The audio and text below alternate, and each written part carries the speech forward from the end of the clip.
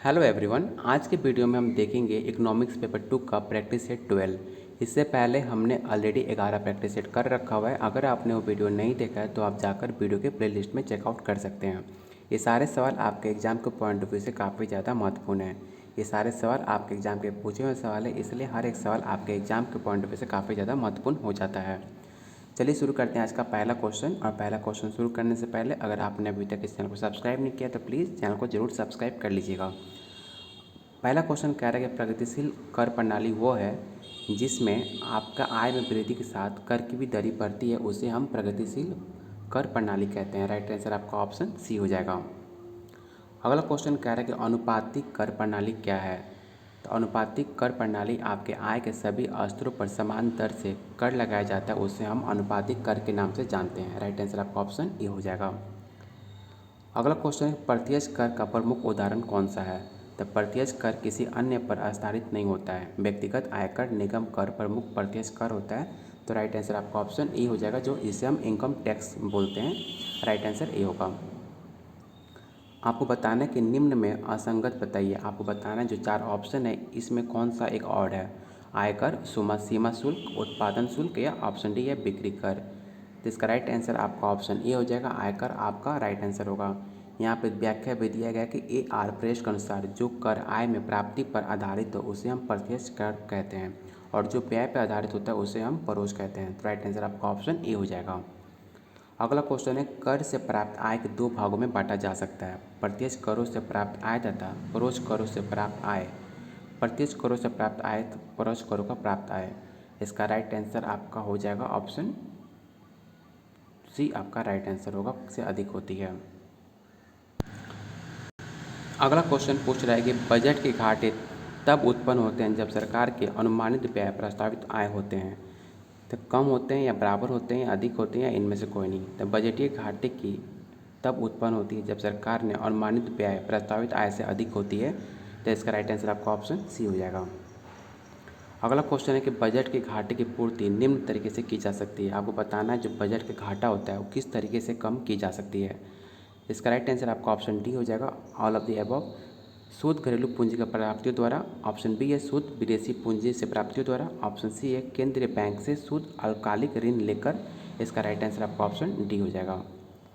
अगला क्वेश्चन है घाटे की व्यवस्था द्वारा पूंजी निर्माण प्राय कब होती है। स्फैटिक होती है या अस्फीतिक होती है या विकासहीन होती है या ऑल ऑफ द एबव होगा। जब बजटीय घाटे का वित्त व्यवस्था लोगों से बजट की जाती है तो एक गैर स्फीतीकरण लक्षण होता है। राइट आंसर आपका ऑप्शन ए हो जाएगा। अगला क्वेश्चन है कि अल्पविकसित देशों में राजकोषीय नीति आर्थिक विकास की गति को तेज करने में प्रायोगिक कार्य कर सकती है। इस अवधारणा का विकास मुख्यतः किनके विचारों पर हुआ था, मार्शल या किन्स या स्मिथ या वाइनर। तो इसका राइट आंसर आपका ऑप्शन बी हो जाएगा, किन्स। अगला क्वेश्चन है कि अल्पविकसित देशों में राजकोषीय नीति के 3 प्रमुख उद्देश्य होते हैं, ये कौन सा इसमें नहीं है। तो विदेशी व्यापार को बढ़ावा देना आपका राइट आंसर हो जाएगा, क्योंकि इसमें नहीं है पूछा है। और जिस क्वेश्चन में नहीं है पूछे तो इस क्वेश्चन को आप ध्यान से पूरा पढ़िएगा। अगला क्वेश्चन आपका मौद्रिक अर्थशास्त्र से रहेगा। मुद्रा के मूल्य का अर्थ क्या होता है। मुद्रा की इकाई वो शक्ति जिसके द्वारा उपयोगी वस्तुओं को निश्चित मात्रा प्राप्त की जा सकती है। ये कथन आपका गलत सही है। सेकेंड ऑप्शन कह रहा है कि क्रय शक्ति हो, ये भी आपका सही है। और थर्ड आपका वस्तुओं का वो मात्रा जो सामान्य रूप से मुद्रा की एक इकाई द्वारा विनिमय द्वारा प्राप्त होती है। इसका तीनों पॉइंट सही है, इसलिए इसका राइट आंसर आपका ऑल ऑफ द अबव हो जाएगा राइट आंसर। आपको बताना है कि फिक्सर का मूल्य समीकरण क्या बतलाता है। इसका राइट आंसर आपका P T equal to M B हो जाएगा, ऑप्शन सी ये जो राइट आंसर होगा। अगला क्वेश्चन है कि यदि मुद्रा की मात्रा दुगुनी कर जाए तो अन्य बातों के समान रहने पर मूल्य भी पहले की तुलना में दुगुने हो जाएंगे, और मुद्रा का मूल्य पहले की तुलना में आधा हो जाएगा। इसके विपरीत यदि मुद्रा की मात्रा आधी रह जाए तो अन्य बातें समान रहने पर मूल्य भी पहले की तुलना में आधे हो जाएंगे, और मुद्रा का मूल्य पहले की तुलना में दुगुना हो जाएगा। ये पंक्तियाँ जो है किसके द्वारा लिखी गई है, ये पंक्तियाँ आपके इरविंग फिशर द्वारा लिखी गई है, इसे आप जरूर याद रखिएगा। अगला क्वेश्चन है कैम्ब्रिज अथवा नकद शेष समीकरण का प्रमुख प्रतिपादक कौन माने जाते हैं। तो फिशर के मुद्रा के परिमाण सिद्धांत के विकल्प के रूप में मार्शल, पिगो, रॉबर्टसन और केन्स अर्थशास्त्रियों के नकद सिद्धांत बनाया था। इसका राइट आंसर आपका ऑप्शन नहीं हो जाएगा, मार्शल। अगला क्वेश्चन है निम्न समीकरण बताने वाले कौन थे। इसका राइट आंसर आपका ऑप्शन सी हो जाएगा, पिगू आपका राइट आंसर होगा। अगला क्वेश्चन है कि मुद्रा एवं साख की मात्रा को नियंत्रित करने की नीति को क्या कहते हैं। राजकोषीय नीति या मौद्रिक नीति या व्यापारिक या ऑप्शन डी या कीमत नीति। तो मौद्रिक नीति का अर्थ एक देश के केंद्रीय बैंक के द्वारा अपनाए गए साख नियंत्रण उपायों में से एक है। जॉनसन के अनुसार सामान्य आर्थिक नीति के उद्देश्यों को प्राप्त करने के लिए केंद्रीय बैंक के द्वारा मुद्रा की पूर्ति को नियंत्रित करने के औजार के रूप में ये नीति है। राइट आंसर आपका ऑप्शन बी हो जाएगा। अगला क्वेश्चन है कि ग्राम स्तर पर ऋण किसके द्वारा वितरित होते हैं। तो प्राथमिक सहकारी और साख समिति के द्वारा ग्राम स्तर पर आपके ऋण दिए जाते हैं। राइट आंसर आपका ऑप्शन बी हो जाएगा। अगला क्वेश्चन है नाबार्ड सहकारी संस्थाओं को इस संगठन के माध्यम से पूर्ण वित्त प्रदान करती है। राज्य सहकारी बैंक, ऑप्शन बी है केंद्रीय सहकारी बैंक, ऑप्शन सी है भारतीय रिजर्व बैंक या option D regional rural bank.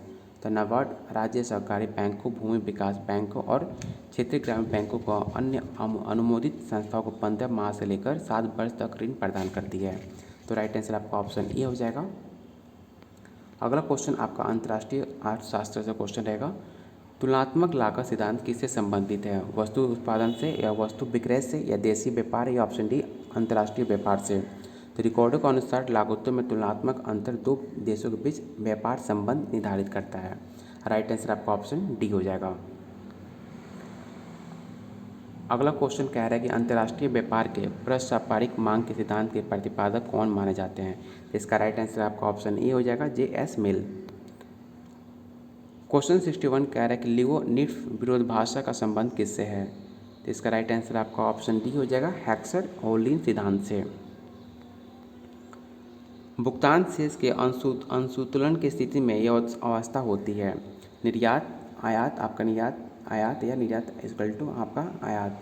इसका राइट आंसर आपका ऑप्शन डी हो जाएगा। आपका जो भुगतान शेष का असंतुलन का जब पोजीशन ऐसा होता है सिचुएशन, इसका राइट आंसर आपका ऑप्शन डी हो जाएगा।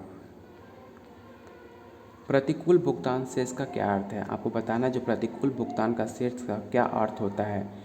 इसका राइट आंसर आपका ऑप्शन ए हो जाएगा। विनिमय दर को ऊंचा रखने टाँकने का अर्थ क्या कहलाता है। तो मुद्रा का अधिमूल्य आपका राइट आंसर होगा ऑप्शन सी। विश्व बैंक का क्या अर्थ है। तो विश्व बैंक का अर्थ होता है अंतर्राष्ट्रीय पूर्ण निर्माण का एवं विकास बैंक। यहाँ लिखा भी है कि आपका IBRD को अन्य सहयोगी संस्थाओं के साथ मिलकर विश्व बैंक का नाम जाना जाता है। पूर्ण निर्माण एवं विकास के लिए अंतर्राष्ट्रीय बैंक की स्थापना दिसंबर 1945 में हुआ था। आप डेट जरूर याद रखिएगा, 1945 में आपका विश्व बैंक का स्थापना हुआ था। राइट आंसर आपका ऑप्शन बी हो जाएगा। विश्व बैंक की सुलभ ऋणी खिड़की किसे कहते हैं। IMF को या IDA को या IFC को या ADB को। तो अंतर्राष्ट्रीय विकास संघ IDA विश्व बैंक की एक ऐसी अनुषंगी संस्था है जो इस विश्व बैंक की रियायती ऋण देने वाली खिड़की अर्थात उदार ऋण खिड़की भी कहते हैं, जिसकी स्थापना 24 सितंबर 1960 को की गई थी। राइट आंसर आपका ऑप्शन बी हो जाएगा। विश्व व्यापार संगठन एक क्या है। विश्व व्यापार संगठन आपका अंतर्राष्ट्रीय मुद्रा कोष का एक अंग है या संयुक्त राष्ट्र संघ का एक अंग है या ऑप्शन सी है एक अमेरिकी व्यापार एक संगठन है या ऑप्शन डी आपका गैट सदस्यों द्वारा स्थापित एक अंतर्राष्ट्रीय व्यापार संगठन है। तो राइट आंसर आपका ऑप्शन डी हो जाएगा। अगला क्वेश्चन है कि अंतर्राष्ट्रीय मुद्रा कोष और विश्व बैंक ने सुरक्षा कारणों को अपनी वार्षिक बैठक की तिथि को टाल दिया है। सितंबर 2001 को टाला गया था। राइट आंसर आपका ऑप्शन सी हो जाएगा। अंतर्राष्ट्रीय तरलता में सम्मिलित किए जाते हैं, आपको बताना कि जो अंतर्राष्ट्रीय तरलता में क्या शामिल किए जाते हैं। तो वे समस्त साधन जिसके अंतर्राष्ट्रीय भुगतान दिए जा सकते हैं उन्हें सबको शामिल किया जाता है। राइट आंसर आपका ऑप्शन डी हो जाएगा। अगला क्वेश्चन आपका आर्थिक विकास से रहेगा कि प्रोफेसर PT बर्न के अनुसार आर्थिक विकास का प्रमुख सूचक क्या है। तो प्रोफेसर पॉल बर्न के अनुसार आर्थिक वृद्धि की परिभाषा आपके भौतिक वस्तु के एक निश्चित काल के प्रति व्यक्ति आय की वृद्धि रूप में की जाती है। राइट आंसर आपका ऑप्शन ए हो जाएगा। अगला क्वेश्चन है नेल्सन के निम्न स्तर पर संतुलन ट्रैप के सिद्धांत में 3 समीकरण प्रस्तुत किए गए हैं, निम्नलिखित जिसमें नहीं है। इसका राइट आंसर आपका ऑप्शन डी हो जाएगा, पूर्ण रोजगार की समीकरण आपका राइट आंसर होगा।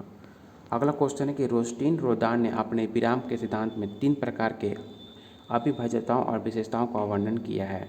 उत्पादन फलन की विशेषताएं, पहला आपका सही है। इसका राइट आंसर आपका ऑप्शन डी हो जाएगा, यहाँ पे आप देख भी सकते हो। अगला क्वेश्चन है कि पूंजी की कमी अल्प विकसित देशों पर उत्पादकता स्तर के नीचे होने का क्या कारण है।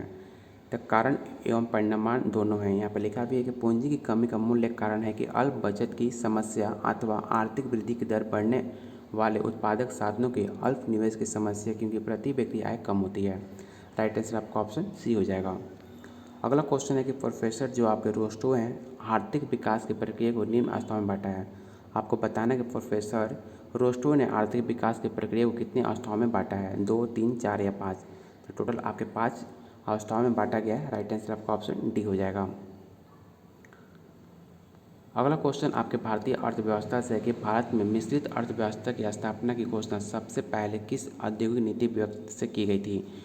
तो सन 1960 में किया गया था। राइट आंसर आपका डी हो जाएगा। किसके द्वारा, तो doctor Shyama Prasad Mukherjee. Right answer आपका ऑप्शन डी होगा। अगला क्वेश्चन है कि भारत की प्रथम पंचवर्षीय योजना आर्थिक विकास के किस मॉडल पर आधारित थी।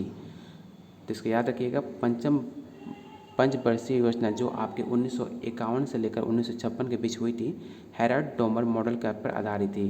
राइट आंसर आपका ऑप्शन डी हो जाएगा। अगला क्वेश्चन है कि भारत की पंचवर्षीय योजनाओं के दौरान पूंजी उत्पादन का अनुपात क्या था। तो उस टाइम उत्पादन की प्रति इकाई पर लगने वाली पूंजी की मात्रा को पूंजी उत्पाद अनुपात कहते थे, जो निरंतर आपका बढ़ते जा रहा था। तो राइट आंसर आपका ऑप्शन बी हो जाएगा। भारत की वर्तमान जनसंख्या कितनी है। तो इसका राइट आंसर आपका ऑप्शन डी हो जाएगा। 140 करोड़ है आपका अप्रॉक्स। भारत की जनसंख्या की बात की जाए तो 140 करोड़ है, जो दुनिया का सबसे पहला देश बन चुका है इंडिया, जो पॉपुलेशन सबसे ज़्यादा देश में इंडिया की है। राइट आंसर आपका ऑप्शन डी हो जाएगा।